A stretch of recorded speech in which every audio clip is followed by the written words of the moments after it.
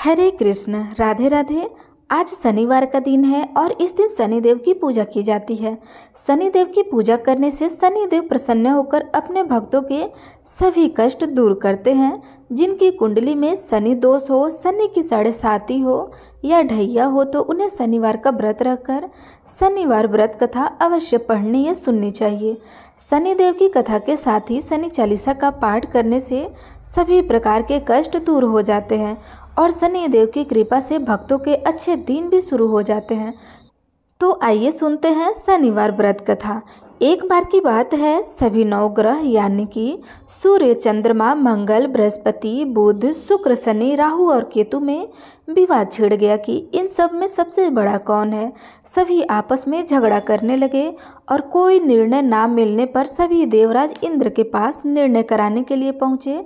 सभी 9 ग्रहों को अपने सामने देखकर इंद्रदेव घबरा गए और उन्होंने निर्णय करने से अपनी असमर्थता जता दी, परंतु कहा कि इस समय पृथ्वी पर राजा विक्रमादित्य हैं जो कि बहुत ही न्यायप्रिय है, वे ही आपके विवाद का निर्णय कर सकेंगे।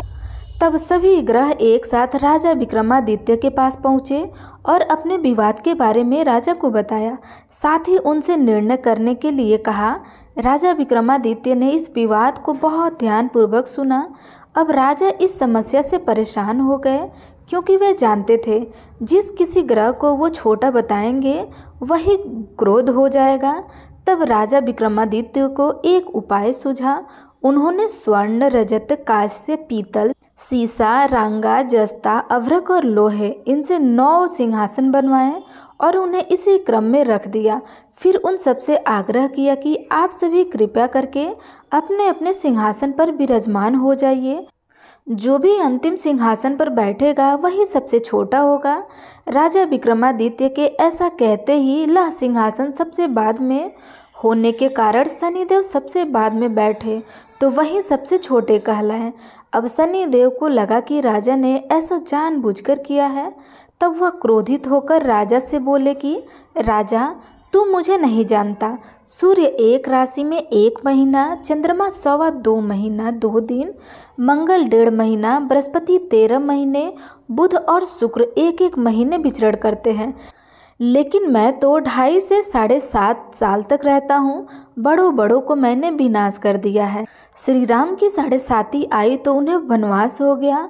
रावण की 7.5 आई तो उनकी लंका को वानरों की सेना ने परास्त कर दिया। अब तुम सावधान होकर रहना। ऐसा कह करके क्रोधित होकर शनिदेव वहाँ से चल गए।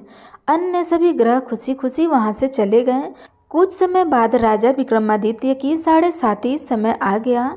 तब शनिदेव घोड़े के सौदागर बनकर वहाँ पहुँच गए। उनके पास बहुत अच्छे अच्छे घोड़े थे। राजा ने जब यह समाचार सुना तो उसने अपने अश्वपाल को बहुत अच्छे घोड़े खरीदने की आज्ञा दे दी। उसने कई अच्छे घोड़े खरीदे और एक सबसे उत्तम घोड़े को राजा को सवारी करने के लिए दे दिया।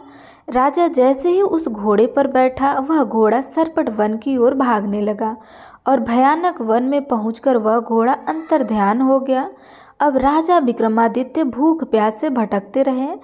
तब एक ग्वाल ने राजा को पानी पिलाया। राजा ने प्रसन्न होकर अपनी अंगूठी दे दी। वह अंगूठी देकर अब राजा अपने नगर को चल दिए और वहाँ उन्होंने अपना परिचय उज्जैन निवासी बताया। वह एक सेठ की दुकान में उन्होंने जल इत्यादि पिया, कुछ देर आराम किया। भाग्यवश उस दिन सेठ की खूब बिक्री हो गई। सेठ बहुत प्रसन्न हो गया और बड़े प्रसन्न मन से वह राजा को भोजन कराने के लिए अपने साथ घर ले गया। राजा ने वहाँ खूंटी पर एक हार देखा जिससे खूंटी निगल रही थी। देखते ही देखते उस खूंटी ने पूरा हार निगल लिया और हार गायब हो गया। तब सेठ ने आने पर देखा कि हार तो गायब हो गया है। सेठ ने समझा कि उसी ने उस हार को चुरा लिया है। जब उसने बीका को कोतवाल के पास पहुंचा दिया, अब उस नगर के राजा ने भी बीका को चोर समझकर उसके हाथ पैर कटवा दिए और नगर के बाहर फेंकवा दिया। वहाँ से एक तेली निकल रहा था जिससे बीका पर दया आ गई और उसने बीका को अपनी गाड़ी में बिठा लिया। वह अपनी जीभ से बैलों को हाँकने लगा। उस समय राजा की शनि दशा समाप्त हो गई। वर्षा ऋतु आने पर राजा मल्हार गाने लगा। राजा जिस नगर में थे वहाँ की राजकुमारी मनभावनी को उनका गाना इतना पसंद आया कि उसने मन ही मन प्रण लिया कि वह उस राग गाने वाले से ही विवाह करेंगी। राजकुमारी ने दासी को राग गाने वाले को ढूंढने के लिए भेजा। दासी ने बताया कि वह तो एक अपाहिज है, परंतु राजकुमारी नहीं मानी। अगले ही दिन से वह भूख प्यास त्याग कर बैठ गई। विवाह करेंगी तो उसी अपाहिज व्यक्ति से करेंगी। बहुत समझाने पर भी जब राजकुमारी नहीं मानी तो राजा ने उस तेली को बुलाने के लिए भेजा और विवाह की तैयारी करने को कहा। इस प्रकार उस राजा का विवाह राजकुमारी से हो गया। तब एक दिन सोते हुए स्वप्न में शनिदेव राजा के दर्शन देकर कहा कि राजन, देख, तुमने मुझे छोटा बताकर तुमने कितना दुख झेला है।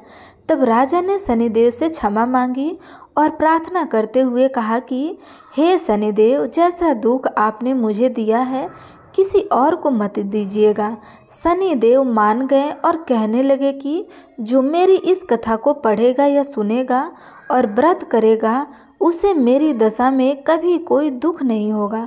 जो भी व्यक्ति रोज मेरा ध्यान करेगा और चिट्ठियों को आटा डालेगा उसकी सभी मनोकामनाएं पूर्ण होंगी। तब शनिदेव ने प्रसन्न होकर राजा के हाथ पैर को वापस ठीक कर दिया।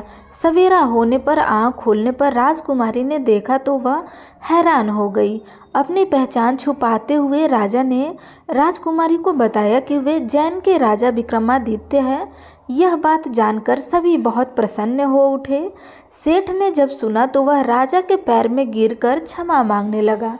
राजा ने कहा कि वो तो शनिदेव का क्रोध था, इसमें किसी का कोई दोष नहीं है। सेठ ने फिर भी निवेदन किया कि मुझे शांति तभी मिलेगी जब आप मेरे घर चलकर भोजन करेंगे। सेठ ने अपने घर तरह तरह के व्यंजन से राजा का स्वागत सत्कार किया। साथ ही सबने देखा कि जो खोटी हार निकल रही थी वही उसे उगल भी दी। सेठ ने बहुत सारी मोहर देकर राजा का धन्यवाद किया। सेठ ने राजा से अपनी कन्या श्री कौरी से विवाह करने का निवेदन किया, जिस राजा ने तुरंत स्वीकार कर लिया। कुछ समय बाद राजा अपनी दोनों रानियों मनोभावनी और श्री कौरी को सभी उपहार सहित लेकर उज्जैन नगरी को चल दिए। वहाँ के सभी नगरवासियों ने नगर के बाहर आकर राजा और अपनी रानियों का खूब आदर सत्कार किया। सारे नगर में दीप जलाए गए, सभी द्वारों को खूब सजाया गया और सारा नगर जगमगाने करने लगा। तब राजा ने घोषणा की कि मैंने शनिदेव को सबसे छोटा बताया था, जबकि असल में तो शनिदेव ही सर्वोपरि हैं। तब से सारे राज्य में शनिदेव की पूजा और कथा नियमित रूप से होने लगी। सारी प्रजा भी खुशी और आनंद के साथ अपना जीवन व्यतीत करने लगे। जो भी कोई शनिदेव की इस कथा को पढ़ता है या सुनता है उसके सभी दुख शनिदेव की कृपा से दूर हो जाते हैं। व्रत के दिन इस कथा को अवश्य पढ़ना चाहिए या सुनना चाहिए। यदि संभव हो तो सप्ताह के सभी दिन इस कथा का पाठ अवश्य करनी चाहिए।